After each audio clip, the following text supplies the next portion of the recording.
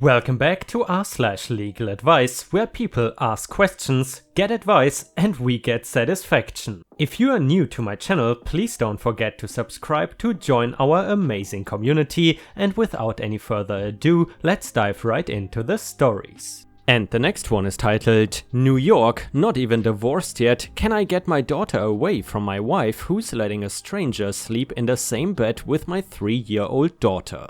Back in April, my severely abusive wife left me after joining a satanic cult. She lived with me until a month ago, and she met a guy online through her cult and went to visit him 2 weeks ago, 3 states away. We agreed on a 50-50 custody split, but everything is backed up from the virus and she has not signed the divorce papers yet. This guy has a long criminal history, including a couple DUIs, some burglaries, malicious destruction of property, clearly an alcohol problem. She met him 2 weeks ago and invited him to live with her, and he just flew in today. Now this guy is going to be sharing a bed with my daughter now. I know this because I brought it up to my wife about how dumb it is to introduce a guy she is seeing that she barely knows while my daughter is struggling really hard to deal with the split. She hasn't been able to sleep in her own bed, saying, "I don't want you to leave like mommy did." But she does the same thing at her place, saying she's afraid her mother will leave her.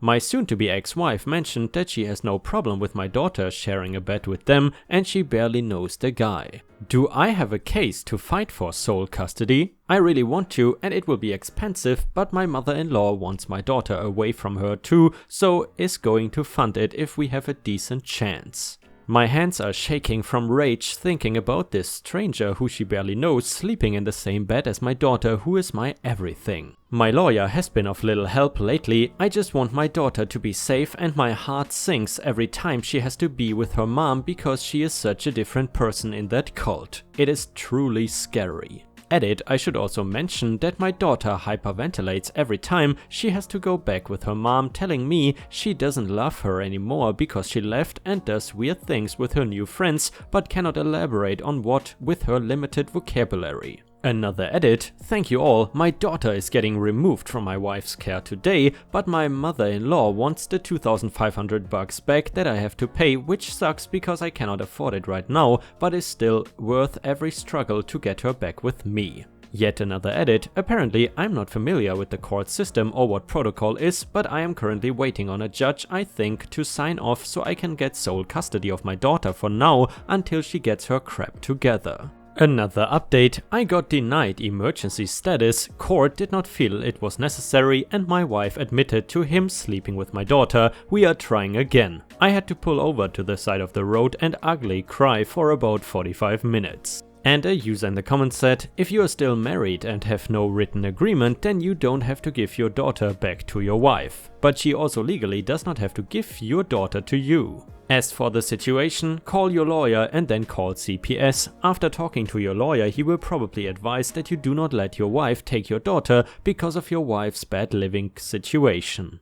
And another user said, I'm not a lawyer, your attorney represents you, your wife's attorney represents her. Judges hear all kinds of crazy accusations from both sides every day, and unless you can back those accusations up with solid documentation, they are just accusations. You can petition the court to appoint an attorney ad litem, that is an attorney who is assigned by the court to specifically look after the legal interests of the kid.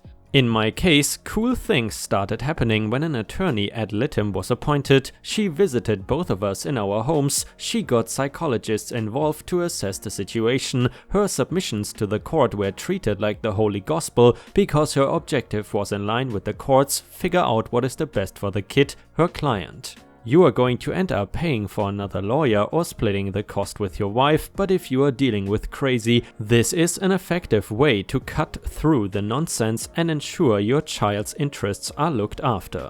And another user said, if neither of you have custody set at this point, you don't have to return her to her mother. Your divorce attorney needs to petition the court for a temporary custody order and only supervised visitation with her mom, as she is having some sort of mental break and is not capable of keeping your daughter safe. You will then want to ensure that your parenting plan/decree includes that your daughter is not to be part of overnight visits with romantic partners. And another user said, not a lawyer, work with your lawyer to get specific about wording on what is defined as overnight. Given the situation, it may be worth trying to get some wording about who is allowed to babysit or care for the kid for short periods of time if she just wants to run to the grocery store alone or gets called in to work last minute. You should be at the top of the list, and then it goes to grandparents, extended family, and then at the very bottom of that list is a romantic partner. And wow, Ripe Stars, I gotta say, I am frankly speechless at the stupidity of that wife. I really hope in the next update the situation clears up for OP, but let's see what happens. Update to the wife letting a stranger sleep with my daughter story. I just want to thank everyone for the advice at the time. My post got more attention than I expected. The day after my post, my lawyer submitted an emergency motion for custody transfer to me. Before I even got an answer, I decided to just keep my daughter since no agreement was in place. Asked my lawyer if I could get in trouble for doing that, and he said, "The dude is damn sleeping in bed with your daughter. I say go for it. I will handle anything else." So, few days later, we got the judge to sign off on the custody transfer to me. A week ago, my wife's lawyer sent over a proposal to allow her to have 2 unsupervised 3-hour days with my daughter, and I agreed. Find out yesterday she violated the court order on her second day back with my daughter and allowed her to interact with this gentleman. The court order made it very clear that my daughter was not to see or interact with him in any capacity, so now my lawyer is informed about that, and I am basically just waiting for an answer as to what will happen next. Again, want to thank everyone for their advice, kind words through private messages, and support through what is undoubtedly the most difficult time in my entire life. PS, she has retaliated by calling CPS on me and telling lawyers I am abusive to my daughter, which is obviously a lie. She is my sunshine in an otherwise dark world, and I would never hurt her. I know she is safe with me. And now the final update to the story. I won. It's a long story, but I figured I would give an update since there were countless people wishing me well. She is pregnant, got knocked up on her first date with the gentleman, and didn't know until September. Upon hearing this news, I overreacted and told her she was trashy and that she should just leave us alone and move on with her new life. Because of my outburst, I increased therapy sessions to weekly to deal with emotions. It made the battle go on a little longer than expected. I signed off on supervised visitation with the boyfriend once a month, increasing to 2 times per month, etc. over time. In return, I got full decision-making power on everything related to my daughter, and she will continue to live with me. Her mother maintains the same visitation days. She recently stopped cancelling their time together too. The court wants her to have a relationship with her soon-to-be new sister, and honestly, I couldn't fight that. As bad as her parents are, the kid is innocent and does deserve a relationship with her sister. In June or July, she can petition for more visitation if she continues her mental health treatment. She made matters worse and much more uncomfortable by saying she regretted what she did and wishes she had put more of an effort into the marriage. She has not paid me any child support yet, and I still owe roughly $7,800 in lawyer fees that I have no idea how to pay back. In the end, I would have given everything I own to ensure my daughter's safety. The whole time her mother kept saying, "Once this is over, you're going to live with me again." And she would come home distressed, saying that she doesn't want to. Once everything was signed, I was able to tell her that she will continue to live with me, and she has been much happier overall and has started to enjoy time with her mother again, knowing that she will come home at the end of the day. I am happy that my daughter is happy, and as crippling as the lawyer fees are, they mean nothing compared to knowing my daughter is safe and happy and loved. And Ripe Stars, I hope you enjoyed the very wholesome ending to this story, especially compared to the pretty sad first story. In addition, please let me know in the comments if you still enjoy r/LegalAdvice story, because I do intend to continue with them. Obviously, though less frequently than in the past, since, as I told you before, it is much more difficult to find new stories now. And the first one is titled California, Stepson's mother relapsed on pills, booze and MJ, stepson has been left with me. Stepson has stated he wants to stay with me and not have contact with his mom. Need help understanding what my rights are and how to protect myself and my stepson. Hello, I have been a part of my stepson's 10-year-old life for over 9 years now. He is as much my own son as I would consider my own blood. I provide room and board as well as a functional paternal relationship. I simply refer to him as my son as I see him as such. I met him when he was in diapers and have done everything to be a part of his life whenever circumstances permitted. My ex, my stepson's mom, and I have had an on and off relationship during those 9 years. After 8 years of watching her abuse alcohol, pot and prescription medications like Xanax and Adderall, she hit a rock bottom in July 2019, losing her jobs and subsequently being evicted from where she lived. At this time, her son began living with me. In August of 2019, I offered to watch her son while she completed 30 days of inpatient rehab and she agreed. A guardianship document was signed wherein I was his legal guardian while she was in rehab. After successfully completing rehab, she regained custody of her son and he began living with her full time. I did not see him during this period as I wanted his mother and him to re-establish a functional, sober relationship. In September, her mom asked me to give her another chance now that she was sober, and I agreed. Shortly thereafter, I was with her son when he found a case of White Claw in the trunk of her car. Her son was immediately upset by this and began staying with his grandma. She began to work an AA, and in November, after working the program for 2 months, she regained custody of her son. On Christmas Eve, booze and a weed vape were found. She pleaded to give her another chance to work on her sobriety, and her son agreed, so she continued to stay with me. Then last week again, Adderall, weed and booze were all found, confirming what her erratic behavior had already suggested.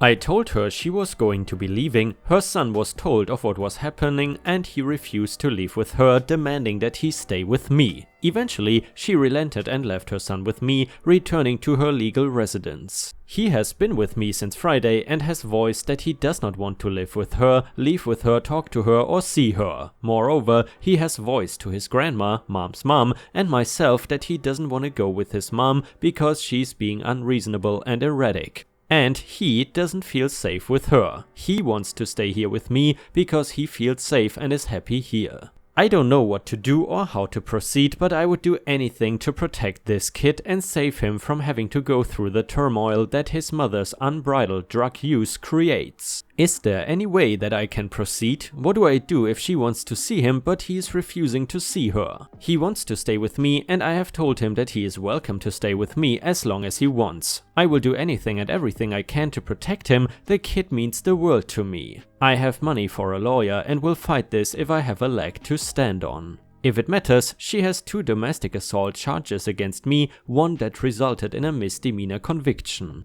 E, for clarity, his mother and I were never married. Edit number 2, scheduled consultations from family law attorneys. I expect to have retained an attorney by the end of this week. Big thanks to the people who provided support and to those who contributed meaningful information. And a user in the comments said, California does recognize the rights of step-parents who have acted as a parent when one or both of the child's parents are unfit or deceased. If you want to gain these rights, you will need a very good attorney who has experience in this area to guide you.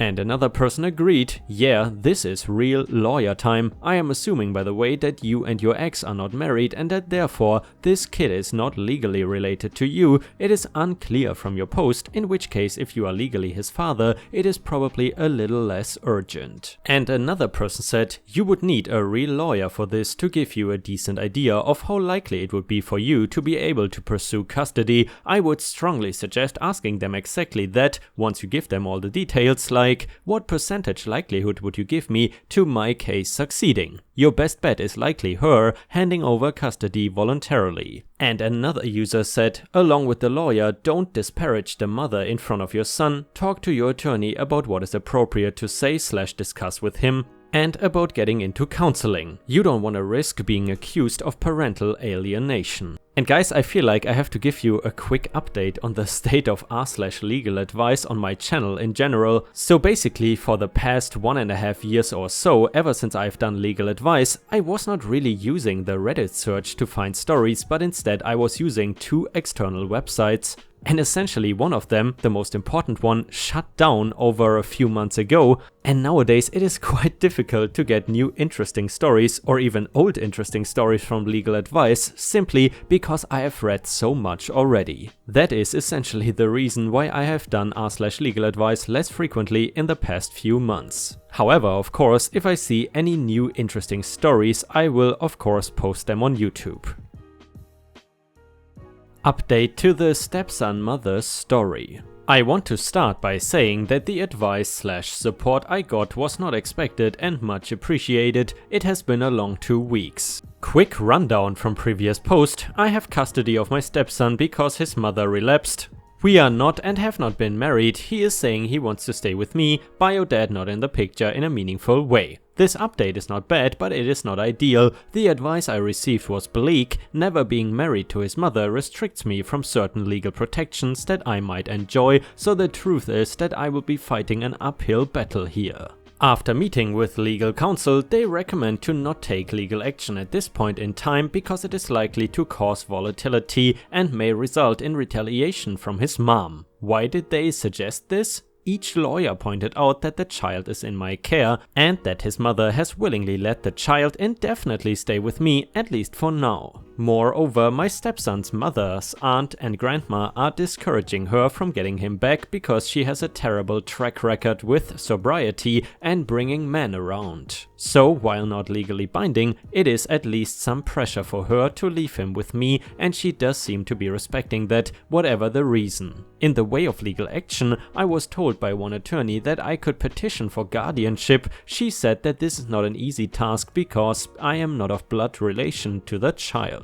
I was told it would be invasive to all parties, time-consuming and far from in my favor, though, because the child and members of his family are advocating that he stay with me. It is not an impossibility. This simply does not seem practical given it may precipitate backlash. All this said, I'm not going to take any action at this time. The kid is far too emotionally fragile that I simply cannot risk a bunch of BS happening that causes him more instability and uncertainty. Having his family that is in the picture back me has been huge because they are keeping his mom in check, but it absolutely destroys me to see him cry and ask for normalcy and ask when will he stop stressing and not have that answer for him. I feel helpless, so I can only imagine the level of helplessness he is feeling. I am being strong for him. I wish I could make his hurting stop. I remind him when he is uncertain or feeling stressed that I am here to shield him from the noise. He and I will get through this. I am here for him, and that, however unfair it is, he needs to be as strong as he can for me.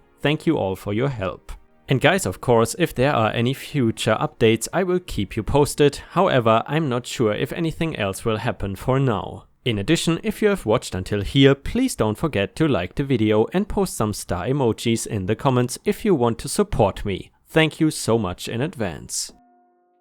And guys, unfortunately, we have already reached the end of the video. I hope you enjoyed today's stories, and if you haven't already, please also go to patreon.com/ripeyoutube, where I upload exclusive Reddit videos starting at just $3 a month. This is a great way to support me in case you are interested, and the chance for me to become independent from YouTube revenue.